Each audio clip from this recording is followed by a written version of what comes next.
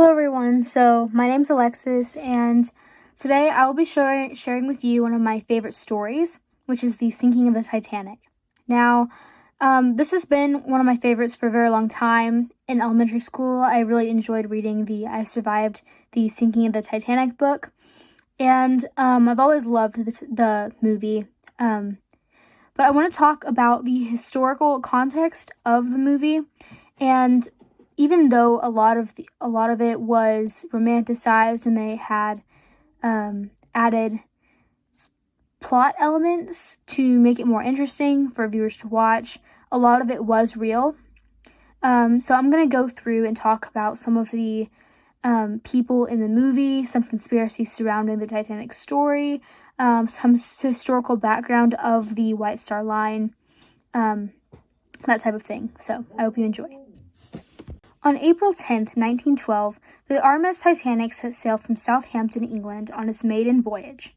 It was a marvel of luxury, engineering, and human ambition.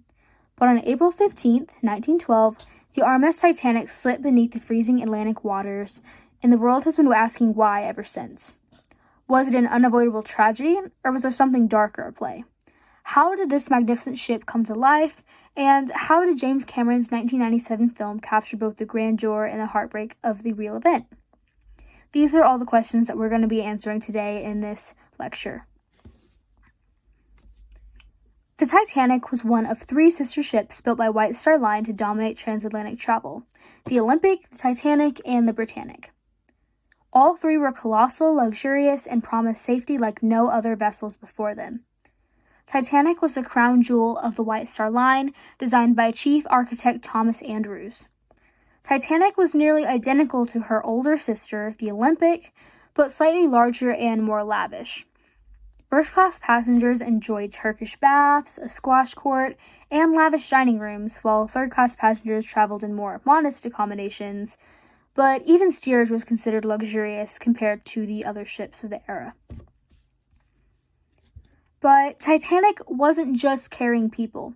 She held over 3,500 bags of mail, luxury goods like fine wine, silk dresses, and even a brand new Renault automobile. Some rumors claim there was also a fortune in gold on board, which is fueling some of the conspiracy theories that we'll dive into later.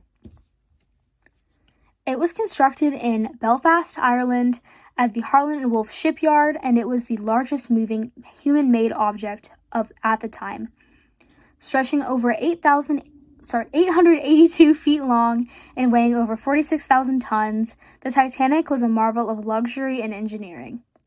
Thomas Andrews, Titanic's chief designer, was on board the maiden voyage, and he was supposed to oversee the journey and report back any issues. Despite being meticulous, the ship was woefully unprepared for a real disaster. Titanic carried over 20 lifeboats, enough for about half the people on board, because White Star wanted the decks to look clean and uncluttered. Andrews reportedly urged for more lifeboats during construction, but wasn't forceful enough to override company executives. When the disaster struck, he helped passengers to the very end, but many historians wonder, could his early silence have cost hundreds of their lives? Officially, Titanic struck the iceberg at 11:40 p.m. on April 14th. The collision ripped open at least 5 compartments, and the ship wasn't built to survive that much flooding. Not everyone believes it was that simple. Despite receiving ice warnings earlier that day, the ship was traveling at near maximum speed. Within 2 hours and 40 minutes, the ship had broken apart and sunk into the icy waters of the North Atlantic, claiming the lives of over 1,500 passengers and crew. Now, this was actually explained in the Titanic movie. They said that the reason why the Titanic was moving so fast was because it was supposed to be impressive.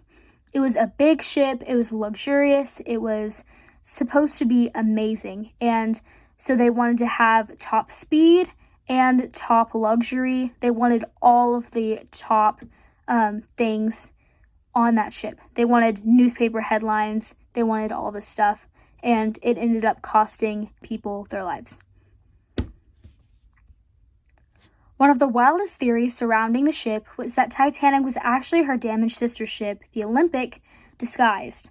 The Olympic had suffered a serious collision months earlier and wasn't fully insured. According to believers, White Star switched the ships to collect insurance money and deliberately sank the Titanic, thinking everyone would safely evacuate.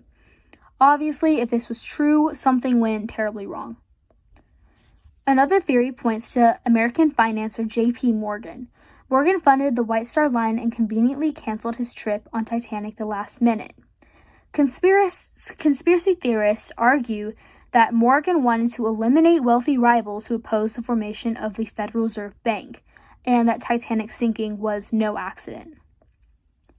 Some scientists now suggest that a coal bunker fire, which started before the voyage and weakened Titanic's steel hull, made the ship fatally vulnerable. If true, the iceberg might have been the final blow, but not the original cause of disaster. Now let's talk about the movie. James Cameron's Titanic masterfully blends fictional characters like Jack Dawson and Rose DeWitt Bukater with real historical figures, giving the tragedy a deeply personal lens. So let's look at some of the real-life heroes and villains portrayed in the film.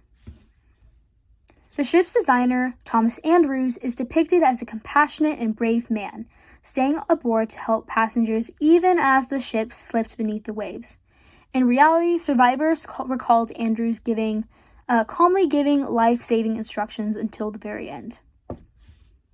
Captain Smith, often romanticized as a fatherly figure, went down with his ship. There are some conspiracies surrounding his motives and death. Smith had decades of experience, but why did he ignore so many ice warnings? Some theorists say Smith was under pressure from the White Star Line to make record time to New York, just like in the movie. Others suggest he was following the secret orders of powerful businessmen to push the ship's limits. As for his death, mystery still clouds it. Some survivors say they saw Smith swimming toward a lifeboat before vanishing. Others insisted he went down stoically on the bridge, which was his ending in the movie. No definitive evidence has ever been found. The chairman of the White Star Line, J. Bruce Ismay, survived the sinking, but his reputation never recovered. Seen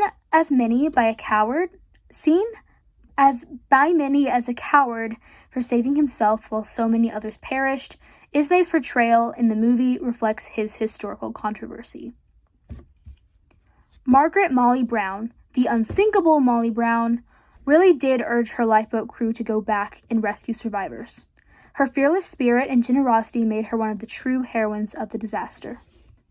Led by Wallace Hartley, the musicians famously played to calm the passengers, even as the ship's deck tilted beneath their feet. The film immortalizes their final song, believed to be Near by God to Thee. To recreate the Titanic, James Cameron spared no expense. He commissioned detailed sets, consulted historians, and even visited the wreckage 2 miles beneath the Atlantic. His attention to detail made the 1997 film one of the most beloved and accurate portrayals of this event. The Titanic was a masterpiece of human ambition, and perhaps human arrogance. Whether you believe the official story or think something more sinister was at play, one thing is certain. Over 1,500 souls were lost, and their memory continues to echo through time. In the end, Titanic remains more than a ship. It's a cautionary tale about dreams, pride, tragedy, and maybe secrets still buried deep beneath the waves.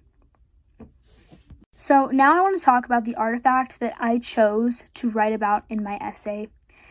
This artifact was a chocolate cup and saucer from White Star Line. So what's interesting about this artifact is that it's from the Titanic Exhibition Museum, which is like a traveling museum that has a bunch of memorabilia from the movies or from Titanic. Some of it was recovered from the ocean, that sort of thing. But this specific artifact was not a Titanic artifact. It was actually from the Olympic, which was Titanic's sister ship. So I think there's something really tragic about this fact, because the Olympic cups and saucers were identical to the ones that were on board Titanic. So this specific cup and saucer could have been 12,000 feet beneath the waves in the Atlantic Ocean, but instead it lived a different life and remained preserved for the Olympic that never set sail. So I think that really this is a reminder for everyone about what could have been, and it serves as a reminder that some things don't play out the way people want them to,